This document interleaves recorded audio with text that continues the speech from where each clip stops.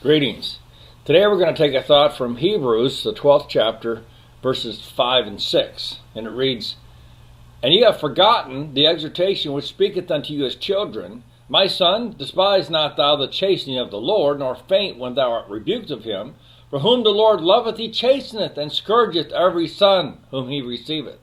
Now the thought here is, remember Paul's been developing this thought from verse 1, that there's a race that's set before you. There's a race that you have to endure. There's a race that only faith can enable you to finish the race.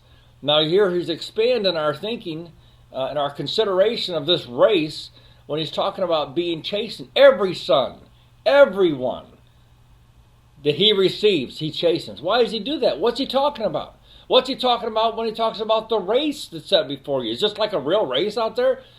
Well, it's typified by a race. But see, there's going to be things in your life that seem impossible. Just like everybody in chapter 11, you notice, things came up in their life that they couldn't reason with the mind of the flesh and come to the right conclusion. There's a race that's set before you.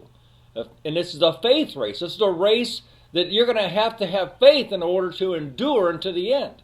Now, there's chastening that's involved, but what is a chastening? Does it mean that he beat you? Does he beat you with rods? Is this what it's talking about? No, it's not what it's talking about at all. He chastens every son that he receives. There's a certain part of you that's not like God, and a certain part of you that is like God. It was created in you at your new birth. Now, see, you contain the old man and the new man in one body, in one container. Now, for a little while, you're going to have to endure this situation. For a little while, you're going to have to endure the struggle against sin. Now, if you do that, see, if you'll struggle against sin, now see, Jesus will get in the yoke with you. He'll fellowship with you. He'll give you grace in order for you to overcome when you're tried. And this every son that he receives, he chastens. He says here, "You have forgotten the exhortation which speaketh unto you as children." The fact is, the very fact that you have this struggle, this inner struggle against sin, you don't want to sin. The very fact that you have that is your consolation that you're one of his children. Not everybody has that. Not everybody has a strong desire not to sin.